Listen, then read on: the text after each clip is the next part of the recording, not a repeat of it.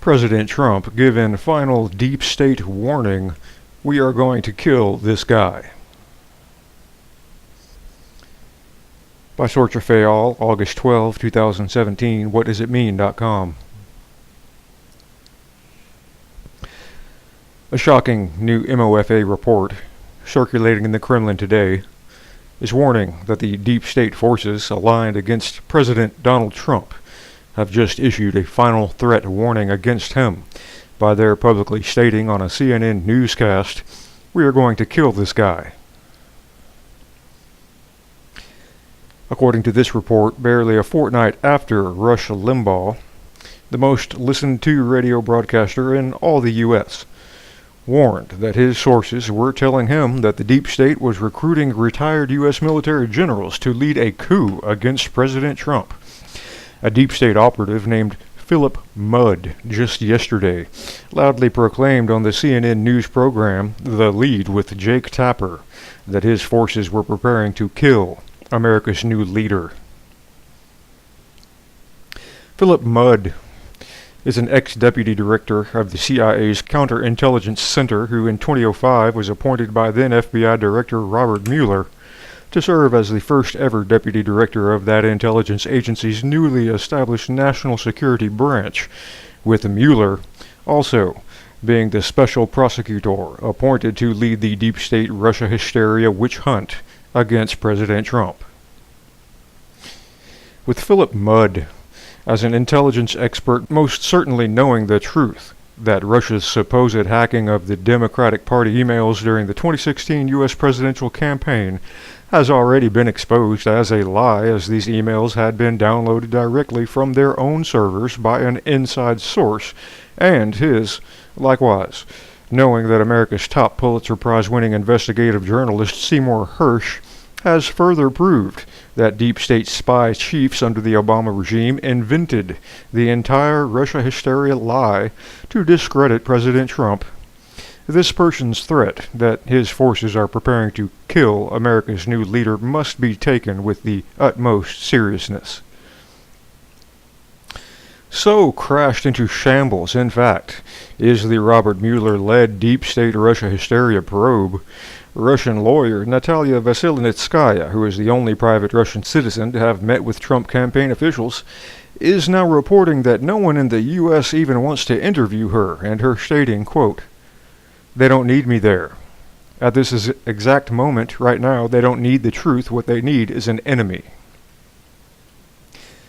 As to why the American deep state needs an enemy is due to their being taken completely by surprise by President Trump's stunning victory, and that CNN, one of the deep state's preferred propaganda outlets, recently analyzed in a special broadcast titled "Why Trump Won," wherein the only conclusion they could come with was it being due to nearly all of the U.S. being racist, with CNN describing the tens of millions of Trump supporters as bigoted, sexist, and homophobes.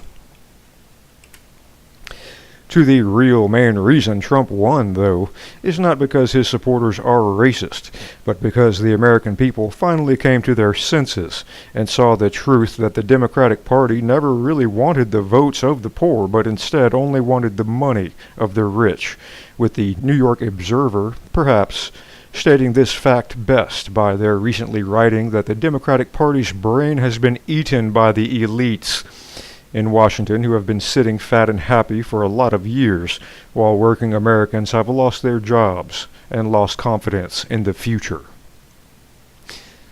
And as to how the deep state-aligned DNC destroyed itself was also recently explained by the distinguished Columbia University American historian Mark Lilla, who in his Wall Street Journal article titled "The Liberal Crack-Up" stunningly documented how these leftist Democratic Party forces had destroyed themselves by their failing to educate their blind followers that they were united citizens of a great nation, and who wrote, quote,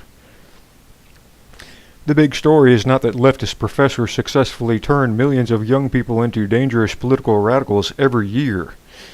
It is that they have gotten students so obsessed with their personal identities that by the time they graduate they have much less interest in and even less engagement with the wider political world outside their heads. The supposedly bland conventional universities of the 1950s and early 60s incubated the most radical generation of American citizens perhaps since our founding. Young people were incensed by the denial of voting rights out there, the Vietnam War out there, nuclear proliferation out there, capitalism out there, colonialism out there.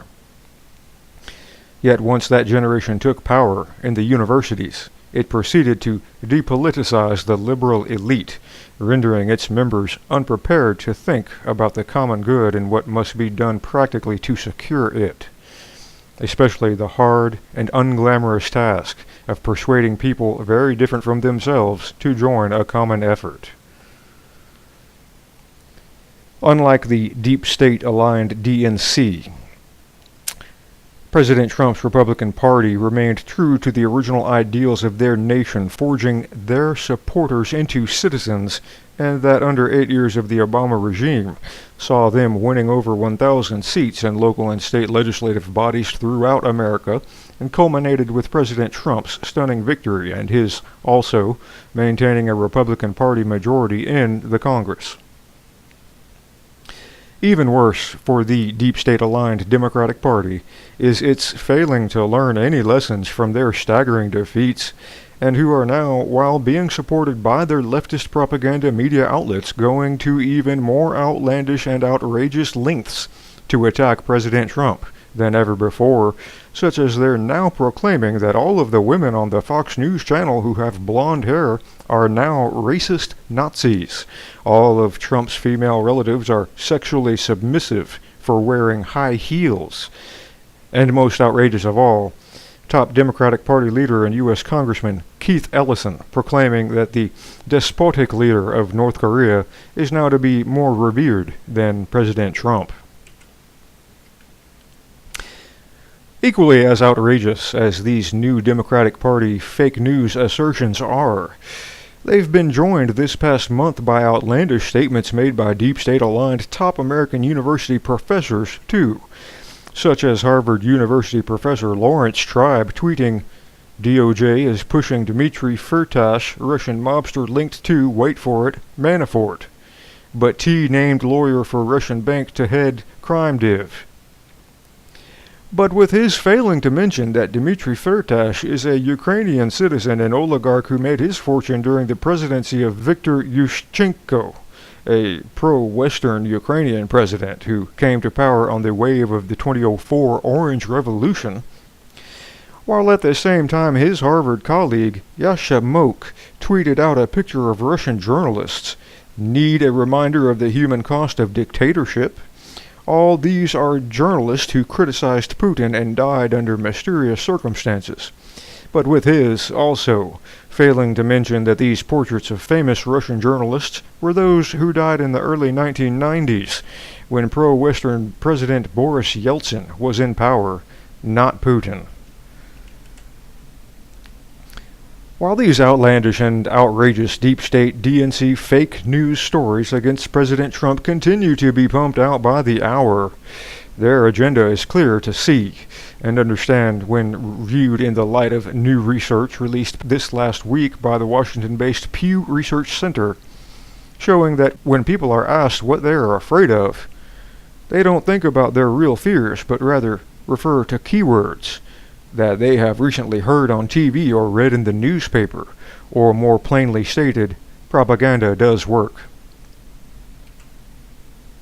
Also important to note is that while this deep state and Democratic Party fake news propaganda onslaught against President Trump continues, the true crimes committed against the American people continue to be covered up, such as the Obama regime using U.S. intelligence agencies to track critical stories about Hillary Clinton, new U.S. government emails revealing that Obama's Attorney General Loretta Lynch colluded with the FBI and U.S. media to cover up her secret meeting with President Bill Clinton, and Attorney General Lynch also discovered to have been using her grandmother's name as an alias on her emails in order to circumvent U.S. laws.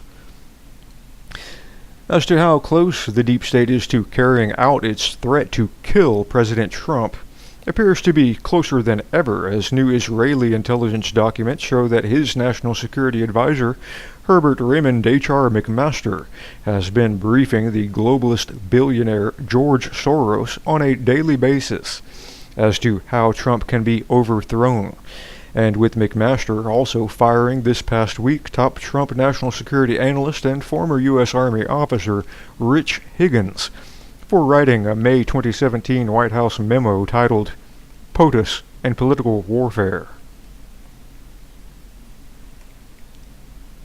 In Rich Higgins' stunning White House memo, he warned that President Trump was being attacked because he was an existential threat to cultural Marxist memes that dominate the prevailing cultural narrative, and that this attack was being led by deep state actors, globalists, bankers, Islamists, and establishment Republicans, with his further writing.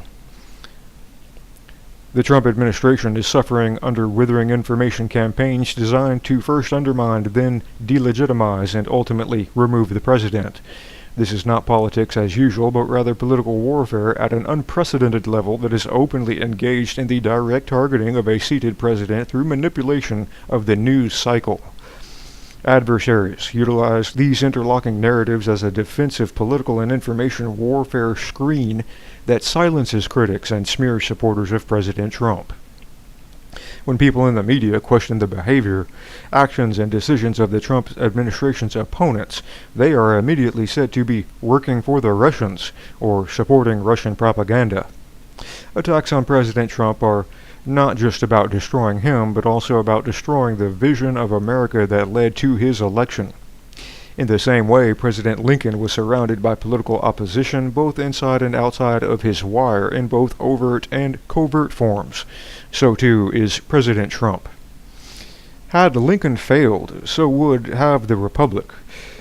The administration has been maneuvered into a constant backpedal by relentless political warfare attacks structured to force him to assume a reactive posture that assures inadequate responses.